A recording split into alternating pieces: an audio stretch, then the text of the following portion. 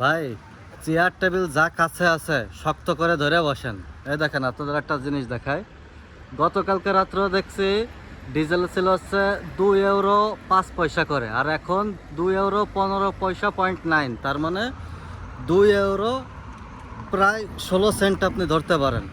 তার এটার কি বোঝাচ্ছে যে পার লিটারে 10 সেন্ট, মানে বাংলাদেশের প্রায় 15 টাকার মতো বেড়ে গেছে পার লিটারে।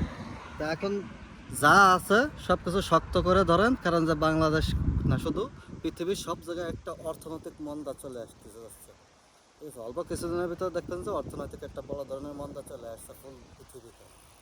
এখন বলবেন যে ভাই আমাদের তো এমনিতেই তেল নাই, গাড়ি ভ্যানে করে রিক্সায় করে ইজি বাইকে করে বান্ধে নিয়ে আমাকে চলতে হয়, তা আমাদের তো এখন তেল নাই। এখন যদি পার লিটারে যদি 100 টাকাও বাড়ে তা তো আমাকে সমস্যা নাই, কিন্তু বিষয়টা বুঝতে হবে যে ভাই আমি ইউরোপের তো আপনার এই ভিডিওটা করতেছি, ঠিক আছে?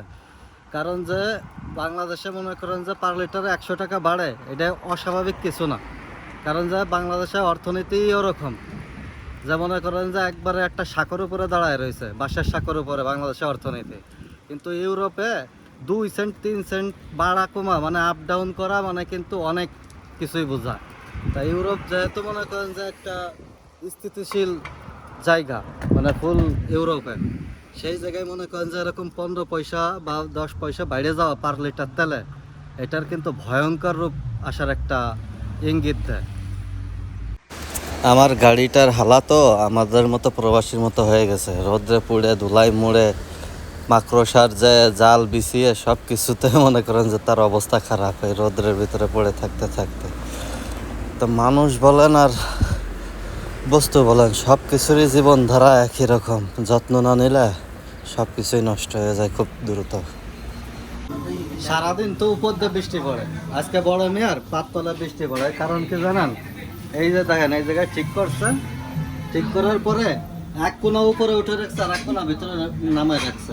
তো এই জায়গায় পানি ছাড়লে যে পানিটা আসতেছে, এই পানিটা মনে করেন যে ভিতরে নিচে যে পড়তেছে। এই দেখেন অবস্থাটা, দেখেন অন্ধকারের ভিতর দেখা যাচ্ছে কিনা জানি না, কিন্তু বড় মেয়ে আছে আমি বিপদে। সারা জীবন উপর দিয়ে বৃষ্টি নামছে, আর আজকে মনে করেন যে পাতল দিয়ে বৃষ্টি নামতেছে, একবারে নিচে পানিতে ভিজে চুপচুপ হয়ে গেছে। দেখি বড় মেয়ে একটু দেখাও, এই দেখেন, এই দেখেন একবারে পানিটা দেখেন, একবারে বর্ষা নেমে গেছে। বড় আমি স্ট্রাগল করতেছে এটা উঠানোর লাগা, দেখা যাক কোথায় চলে গেছে। হ্যাঁ, sto piovendo, zia. No, no, no, devi alzare. No, se vai, ecco, perfetto, fatto, ecco, ecco, sì, e di nuovo è andato giù però. Esatto, নতুন করে জানাই নেই গেছে, e di nuovo è andato giù. তা বড় মেয়ে ইদানিং একটু বিপদের ভিতরে আছে, ঠিক আছে? এই মেশিন ছিল নষ্ট, মেশিনটা আজকে ঠিক করে চলে গেছে। তারপরে কালে এসে হাতে ধরেছে এই যে আজিজ, মিস্টার আজিজ বনাসেরা। তারা কিন্তু মুসলমানের নাম দিয়ে দিচ্ছে আজিজ, সে অনেক খুশি হয় তারা আজিজ বলে ডাকলে। 36টা দাঁত একবারে বের করে দিয়ে কিন্তু হাসিটা দেয়, সেটা তো খেয়াল করছেন। যাক, এবার মিয়া আজকে যদি এটা ঠিক না করা হয়তো তাহলে কি করতে ক? আবার ভাঙতাম। আবার ভাঙতো, ঠিক আছে? কত তো ঠিক করবে না মালিকের, দরকার হয় ম্যাশিং সাগরে নিয়ে চুবই লইয়া আইতো, তারপরে ঠিক করা ছাড়তো। এখন হচ্ছে পাস পাওয়ার সময় করার কিছু নাই, ম্যাশিং পত্র নষ্ট হইলে মনে করেন যে হাতে প্লেট দিতে হবে, আর হাতে প্লেট দিতে গেলে মাজা মনে করেন 2 জন লাগবে, ঠিক আছে? একজন হচ্ছে মাজা ধরে রাখতো, আর একজন উস্কে রাখতো ব্যথার কারণে, কারণ যে ভুট হইতে পারবে না সেই কারণে।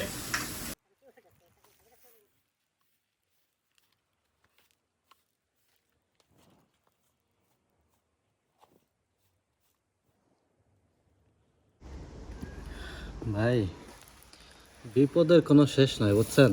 গতকালকে মুরগি কিনছিলাম না, বাসায় আর কি মুরগি কাটছে ওয়াইফ, আর মুরগির যত সব চামড়া এগুলো এই যে ফালাইতে যাচ্ছিলাম, এই দেখেন এই যে কার্টন ফালাইতে যাচ্ছিলাম, কিন্তু সমস্যা আছে যে দুইটা ছিল, একটা আছে কার্টন আর একটা আছে বালতি, ওই যে বালতি, এই যে তা এই যত সব চামড়া সব পড়ে গেছিল রাস্তার উপরে, ঠিক আছে? এই যে এই সব চামড়া রাস্তার উপরে পড়ে গেছিল, এই যে এই জায়গায় ভিজা দেখা যাচ্ছে না, এই জায়গায় ভিজা ভিজা, এই যে মাত্র মাত্র উঠাইলাম, এখন আর কি ময়লা ফেলাইতে যাইব।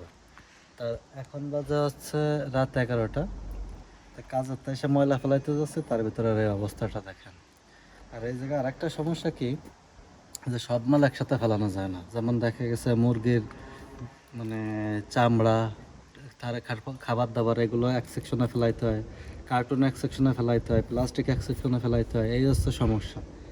যে কারণে সব কিছু আলাদা আলাদা করে বাসাতে নিয়ে যাচ্ছিলাম, কিন্তু পড়বি পর কী পড়ছে, মুরগির চামড়াটাই রাস্তায় পড়ছে। এখন কপাল ভালো, আমাদের যে জায়গায় গাড়ি রাখি ওই জায়গায় এই মাল জিনিসগুলো ছিল, এদেরকে দ্রুত উঠাইলাম। মানে রাস্তাঘাটটা রাত্রের বেলাও মানুষজন কম, এটার জন্য কপাল ভালো। আর নয়তো দিনের বেলা হলে কি একটা অবস্থা, হয়তো বিশ্রী অবস্থা, বলেন তো।